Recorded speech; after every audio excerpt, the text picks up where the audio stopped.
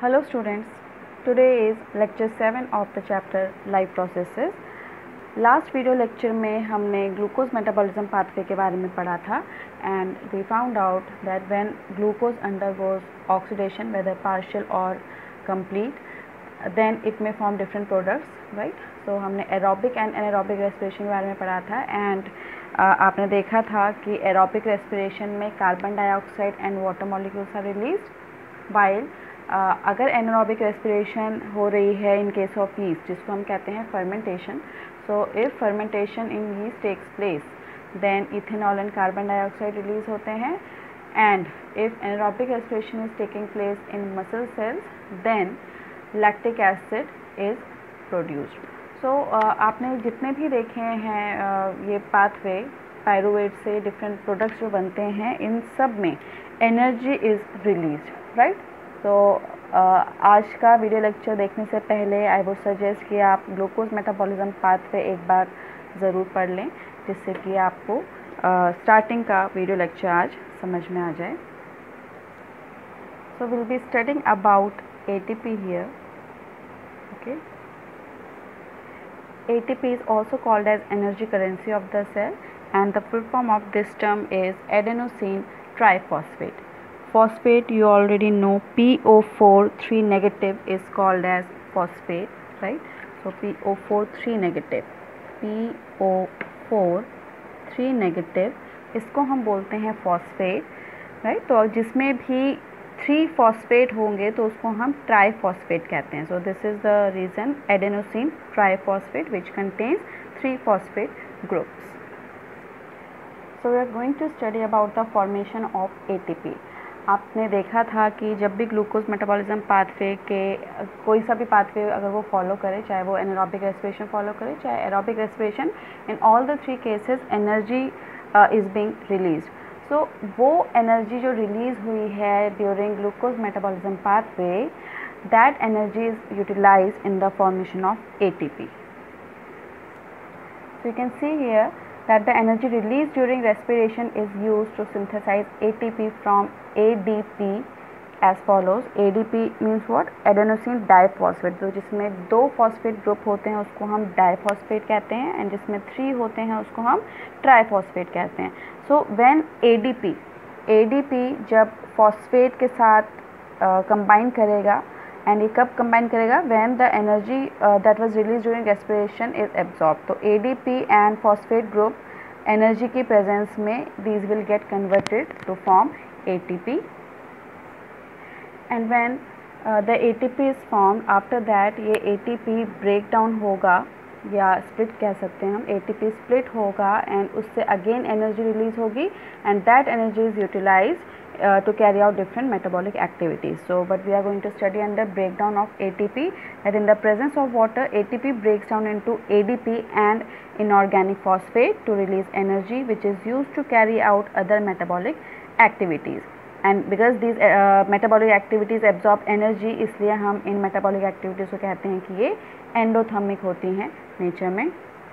So you may refer to this equation that in the presence of water you can see that in the presence of water ATP is being broken down to form ADP plus phosphate because triphosphate था तो जैसे ही phosphate इसमें से निकलेगा तो diphosphate में ये convert हो जाएगा and during this process 30.5 kilo joule per mole energy release होती है.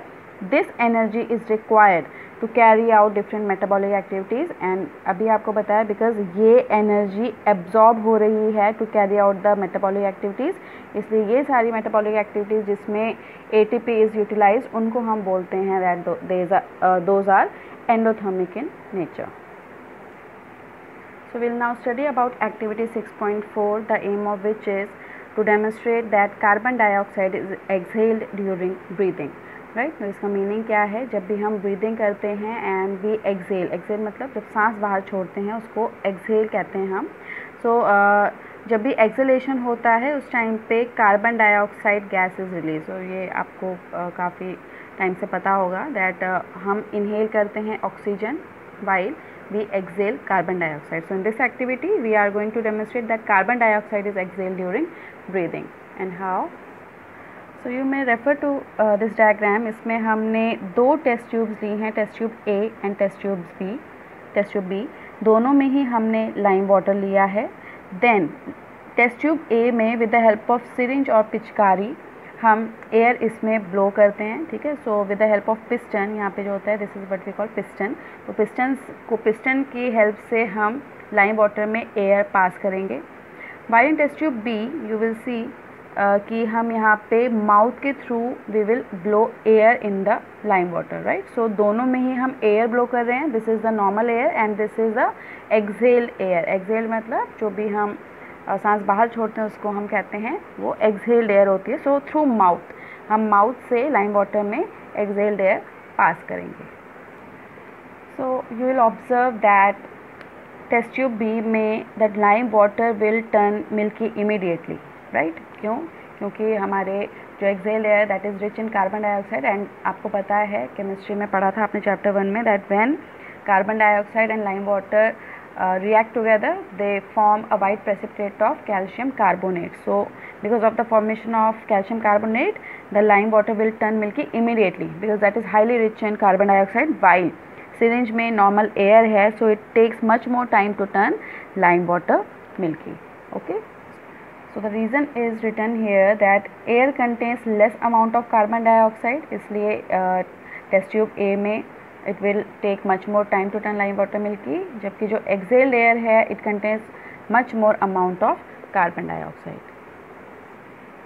So if you remember equation हमने क्या पढ़ी थी, this is lime water, calcium hydroxide is a lime water, carbon dioxide जब हम इसमें से पास करेंगे so both of these reactants will react together to form calcium carbonate which is a white precipitate, and because of the formation of this calcium carbonate it gives the milky appearance to the water. So white precipitate बनता है calcium carbonate जिसकी वजह से milky appearance आता है, and दूसरी जो चीज़ बनती है that is water.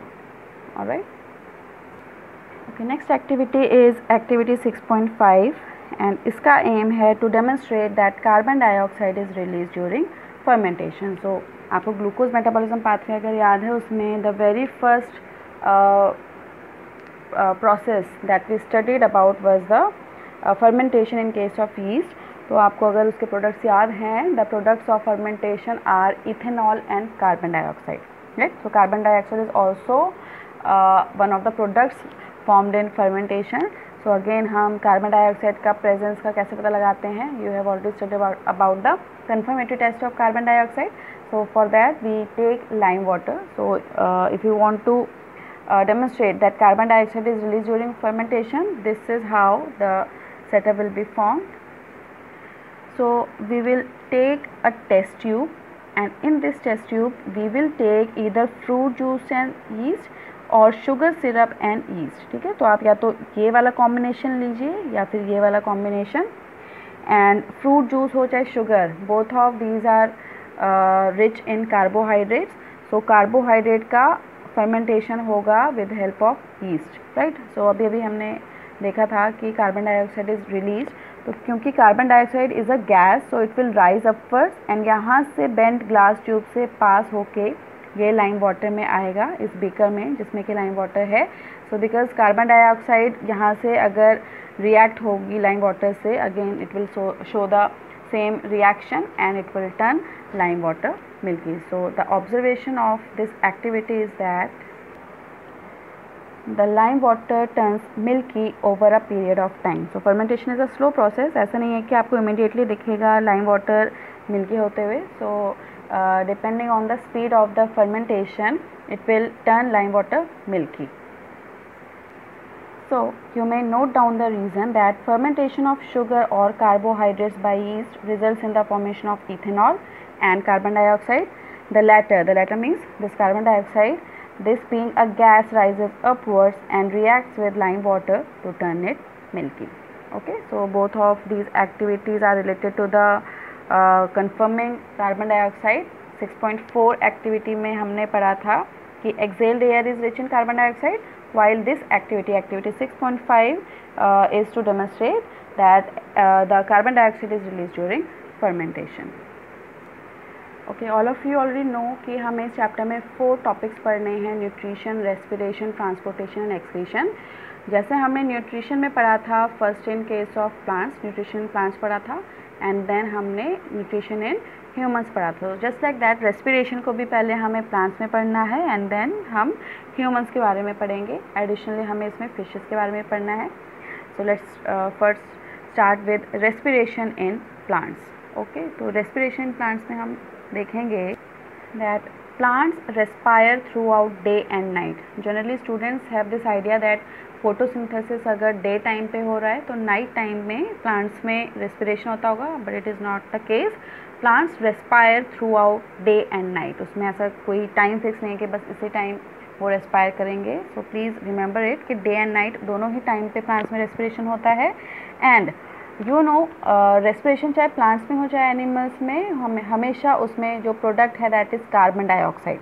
So carbon dioxide release during the day as a result of respiration is consumed in photosynthesis. तो डे टाइम पे क्या होता है, क्योंकि रेस्पिरेशन एंड फोटोसिंथेसिस दोनों साइमल्टेनियसली चलती हैं, सो रेस्पिरेशन से जो कार्बन डाइऑक्साइड रिलीज होता है that carbon dioxide is then utilized in the photosynthesis. So you may note it down very carefully that carbon dioxide release is the major activity at night while oxygen release is the major activity during the day. So आपको इस sentence से clear हो गया होगा कि carbon dioxide is the major activity at night. Why? Because carbon dioxide release day time पे भी होती है but it is utilize back to perform photosynthesis. तो जब रात को फोटोसिंथेसिस नहीं होगा at night when there is no photosynthesis then carbon dioxide release is the major activity while oxygen release is the major activity during the day. So अभी जो ऊपर हमने सेंटेंस देखा कि डे टाइम पे oxygen release is the major activity, ठीक है, अभी जस्ट आपने सेंटेंस देखा। तो डे टाइम पे oxygen release is the major activity, carbon dioxide absorb होता है mainly and oxygen is mainly release. And night के टाइम पे carbon dioxide release is the major activity. So oxygen का in दिखाया है, कार्बन डाइऑक्साइड का exit दिखाया है इसमें नाइट टाइम पे। Okay, so is a complete diagram, you may refer to this. Now you may have heard of this thing that we are advised not to sit or sleep under the tree at night as we would inhale carbon dioxide instead of oxygen. अभी हमने पढ़ा था because carbon dioxide releases a major activity at night. So carbon dioxide हम inhale करेंगे instead of oxygen and as a result what would happen that it will cause suffocation and ultimately death. So it is always advise that we should never sleep under the tree and this is the reason because instead of oxygen we would otherwise take carbon dioxide. Okay, now one term diffusion, ये आपने 9th class में भी पढ़ा है and 10th की bio में almost in all the chapters आप diffusion term के बारे में पढ़ेंगे. So you should remember this कि ये डिफ्यूजन एग्जैक्टली होता क्या है. सो डिफ्यूजन क्या चीज़ है? It is the net movement of particles of a substance from a region of higher concentration to a region of lower concentration. So whenever there is net movement of particles high to low concentration की तरफ, so you already know that nature में कोई भी चीज़ हमेशा high to लो जाती है, चाहे वो हाइट की बात हो. अगर हम किसी बॉल को थ्रो करना चाहेंगे या किसी बॉल को अगर आप रिलीज़ करते हैं तो हमेशा उसकी टेंडेंसी होती है कि वो ऊपर हाइट से नीचे की हाइट की तरफ आती है. तो हमेशा high to low, high level से लो लेवल की तरफ आती है बॉल. जस्ट लाइक दैट अगर हम टेम्परेचर की बात करें तो हीट हमेशा जो टेम्परेचर है या हीट जो फ्लो करती है वो हमेशा hot to cold heat transfer होता है. सो हमने क्या बोला कि high to low, high temperature से लो टेम्परेचर की तरफ. So what we are saying is कि नेचर में हर चीज़ हाई टू लो जाती है, चाहे वो हम बॉल की बात करें, चाहे हम फिर वो हीट रिलीज़ की बात करें, हीट ट्रांसफ़र की, या फिर हम वाटर लेवल की बात करें. वाटर लेवल में क्या होता है कि अगर दो टैंक्स हैं, सो जो एक टैंक है जिसमें वाटर लेवल हाई है उससे हमेशा उस साइड जाएगा, उस टैंक में जाएगा जहाँ पे वाटर लेवल लो है. सो it is always observed in nature that everything moves from high to low. So just like that diffusion क्या होता है? Diffusion is the net movement of particles of a substance from a region of higher concentration to a region of lower concentration. Fine. Exchange of gases, कौन सी? Oxygen and carbon dioxide का जब exchange होता है plants में, it takes place mainly through diffusion. So ये इसका meaning क्या है? इसका मीनिंग ये है दैट अगर एनवायरनमेंट में ऑक्सीजन ज़्यादा है एंड प्लांट के अंदर ऑक्सीजन का कॉन्सेंट्रेशन कम है, सो अगर ऑक्सीजन बाहर ज़्यादा अंदर कम है, the net movement will be from outside to inside, while if carbon dioxide is more inside the plant and carbon dioxide बाहर ज़्यादा कम है, so the net movement will be from inside to outside. So what is diffusion? हमेशा if there is concentration gradient, concentration gradient का मतलब क्या होता है? Concentration gradient that means if there is any difference in the concentration, inside और outside में अगर concentration का डिफरेंस है, ग्रेडियंट है, सो हाई टू लो हमेशा मूवमेंट होगा. So if we are showing कि ऑक्सीजन बाहर से अंदर की साइड जा रहा है, वी आर सेइंग कि ऑक्सीजन बाहर ज़्यादा है और अंदर कम है. Similarly, if carbon dioxide is moving from inside to outside, then what this suggests that the concentration of carbon dioxide is more inside the cell and it is less outside the cell or in the environment. Okay, so I hope diffusion का meaning आपको समझ में आ गया होगा. Exchange of gases ज़्यादातर जहाँ पे भी होता है, it is always through diffusion. ठीक है, चाहे फिर वो प्लांट्स की बात हो, फिर चाहे ह्यूमंस की बात हो, एक्सचेंज अगर होगा it will always be through diffusion. So there is one in-text question in your NCERT that why is diffusion insufficient to meet the oxygen requirements of multicellular organisms like humans?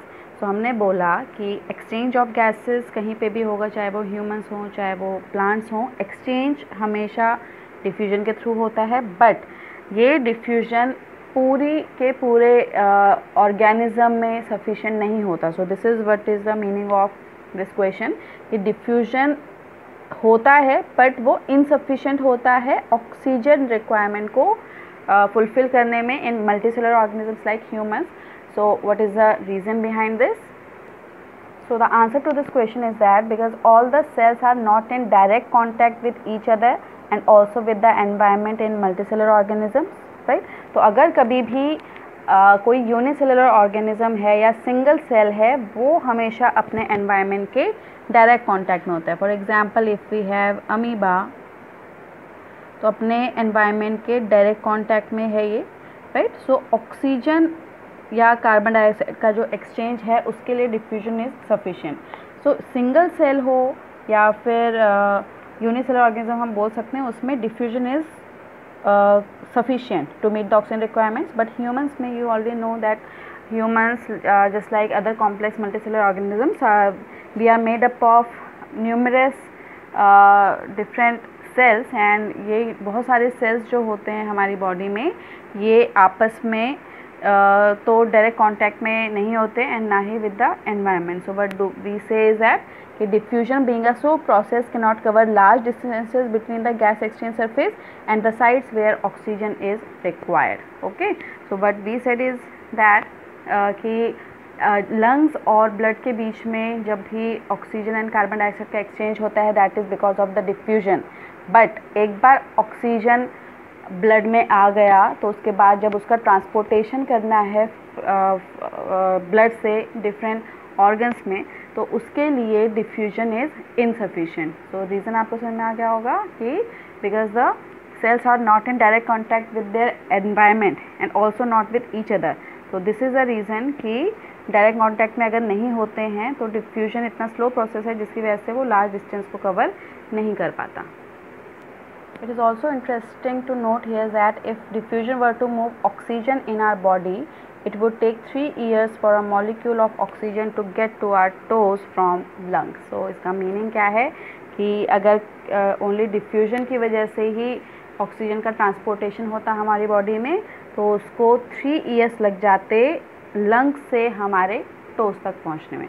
तो diffusion is a very slow process and this is a reason कि oxygen जो है वो diffusion के through transportation नहीं होता, वो किसके थ्रू ट्रांसपोर्टेशन होता है, ये पढ़ने के लिए हमें नेक्स्ट टॉपिक पढ़ना होगा, that is transportation.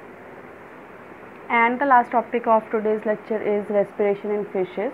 So respiration यहाँ पे हम बोल रहे हैं ब्रीदिंग को. सो फिशेस में अगर हम रेस्पिरेशन की बात करें, then we know that fishes take in water containing dissolved oxygen through their mouths which is forced past their gills. That means कि fish आपने देखा है कि हम जब breathing करते हैं तो nose के through करते हैं, while fishes take inside water जिसमें कि डिज़ोल्व ऑक्सीजन प्रेजेंट होता है. तो जैसे हम एयर से लेते हैं ऑक्सीजन, ये वाटर में जो डिज़ोल्व ऑक्सीजन है उसको अपनी बॉडी में लेते हैं, एंड माउथ से एंट्री होती है वाटर जिसमें कि डिज़ोल्व ऑक्सीजन प्रेजेंट होता है, एंड ये वाटर फिर गिल्स को पास होता है. तो जब वाटर पास होगा गिल्स को तो उसके साथ साथ ऑक्सीजन भी पास होता है. So this question is a very frequently asked question in your school exams that आपने देखा होगा कि फिशेस को आपने ब्रीदिंग करते हुए अगर देखा है तो उनमें breathing rate is very high. ठीक है, वो बहुत जल्दी जल्दी अपना माउथ ओपन एंड क्लोज ऐसे करते हैं. सो ये बहुत फ्रिक्वेंटली होता है फिशेस में. तो इसका रीज़न क्या है? That first the question is breathing rate of fishes is much faster than that of terrestrial organisms, है ना. तो क्यों होता है ऐसा?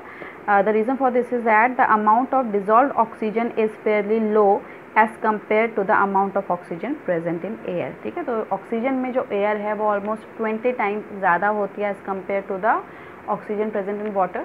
तो ऑक्सीजन एयर में ज़्यादा है एंड वाटर में कम. तो ऑक्सीजन रिक्वायरमेंट को फुलफ़िल करने के लिए fishes bar bar open and close करते हैं अपना माउथ. तो ब्रीदिंग रेट बढ़ाने की वजह से क्या होगा? If they increase their breathing rate, okay, so उससे ज़्यादा वाटर जाएगा तो उनके अंदर ज़्यादा ऑक्सीजन भी साथ में जाएगा. So in order to fulfil their oxygen requirement they have a mechanism जिसमें कि उनका ब्रीदिंग रेट काफ़ी हाई होता है. Okay, so this is all about today's video lecture. And next video lecture में हम रेस्पिरेशन इन ह्यूमंस के बारे में पढ़ेंगे. And yes, in the next video lecture that topic will be over, and after that we'll be starting the next topic of this chapter, that is transportation. So I hope the topics covered in today's video lecture are clear to you. Okay, thank you.